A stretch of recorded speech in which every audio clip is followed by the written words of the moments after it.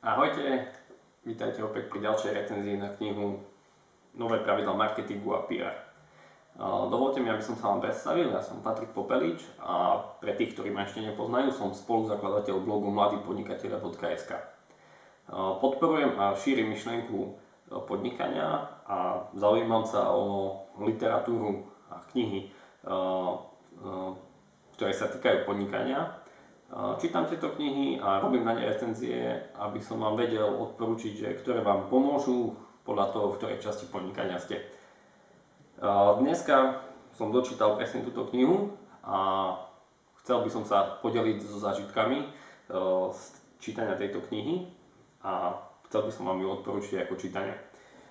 Mám napísaný aj zo pár poznámok, aby som na niečo nezabudol, takže poďme rovno k veci. Túto knihu teda napísal David Meerman Scott a sú to nové pravidlá marketingu a PR. Keď sa nemýlim, toto je už druhé vydanie. Kniha je z roku 2010, ale je stále aktuálna. Aj kvôli tomu, že Slovensko je stále pár rokov pozadu, ale je písaná tak, tieto pravidlá vlastne platia dlhodobo.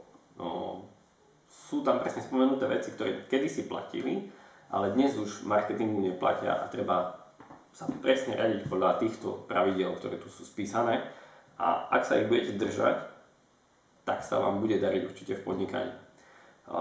Môžem to potvrdiť presne kvôli tomu, lebo ja som využil niektoré z týchto pravidiel ešte predtým, ako som sa dozvedel o nich tu ja som sa o nich dozvedel možno, už neviem presne skadiaľ, možno z čítania blogov alebo niečoho podobného.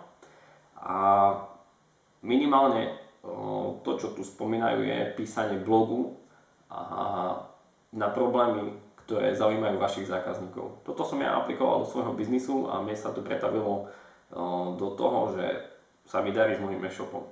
A presne ľudia ma vyhľadávajú aj vďaka tomu, že im pomáham riešiť tieto problémy, ktoré sa ich týkajú a oni hľadajú riešenie na tieto problémy a vďaka tomu našli presne moju stránku, môj e-shop.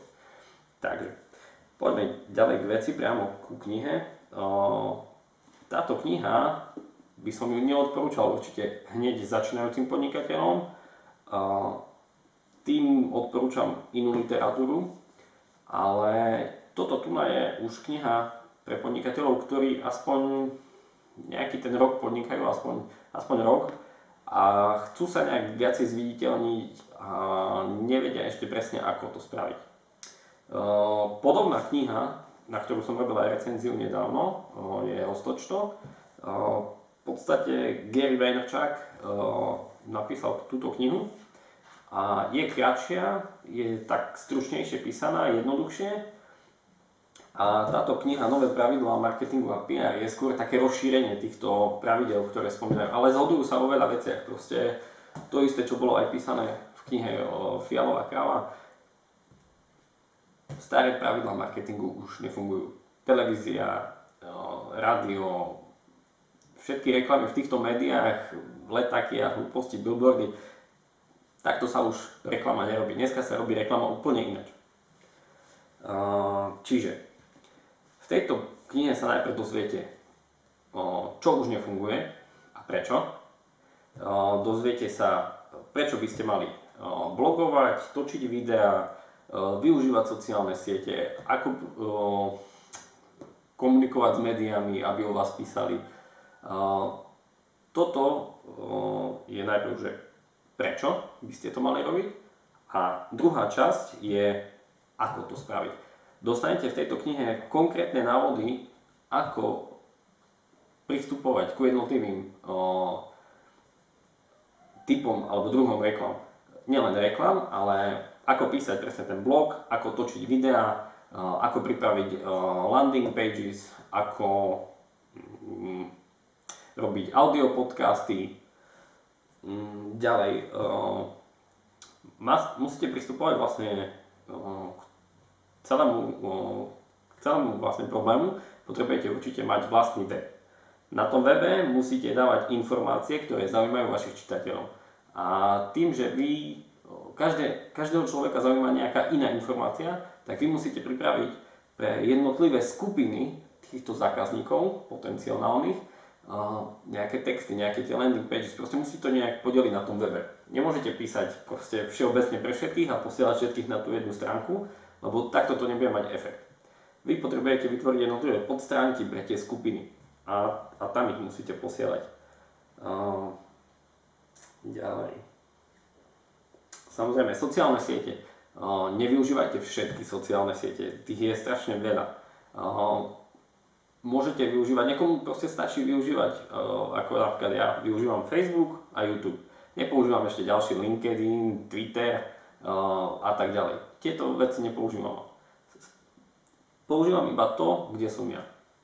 To, čo mi vyhovuje, lebo keby ste sa mali venovať všetkému, zaberie vám to strašne veľa času a nebude to mať vo výsledku ani až taký efekt, keď sa budete venovať všetkému. Musíte si nájsť to svoje, ktoré vám bude vyhovovať. Berte web ako mesto a sociálne siete berte ako party koktejlové. Tak to popísala vlastne v tejto knihe. To znamená, že keď ľudia prídu na sociálne siete, prídu ako keby na party a na party sa chcú baviť, rozprávať sa s ľuďmi, zabaviť sa, zasmiať sa a nie len vidieť produkty a prezentovať a proste tlačiť na nich, kúp si to. Čiže toto keď budete robiť na sociálnych sieťach, tak takto určite neúspejete. Čiže tu sa dozviete presne jednotlivé pravidlá, ako postupovať. Konkrétne návody, konkrétne tipy pomôžu vám, nasmerujú vás určite. Čiže ja túto knihu určite odporúčam, dávam jej takých 9 bodov z 10, je fakt dobrá. A na to, že má 257 strán, keď sa nemýlim, a 20 kapitol, nenudila ma, aj keď tam boli informácie, ktoré som už vedel, aj keď som ich už predtým niekade poznal, aj tak ma nenudila. Čítala sa fajn, ja som fakt spokojný s touto knihou a chcel by som sa vlastne poďakovať vďaka skupine Učíme sa podnikať chutovné knihy, sa ku mne vlastne dostala. A ja ju vlastne posielam potom spolu s knihou Fialová kráľ. Takže, ďakujem a na budúce sa môžete tešiť na knihu Podnikateľský mýtus, na recenziu na túto knihu. Na tú sa vlastne teším tiež, lebo počul som aj dobré recenzie. A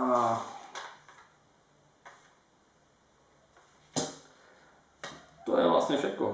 Zistil som všetky poznámky, čiže verím, že vám táto kniha pomôže, otvorí oči a určite verím tomu, že ak sa budete riadiť týmito pravidlami, uspejete vo svojom podnikaní. Takže ahojte a vidíme sa pri ďalšej recenzii.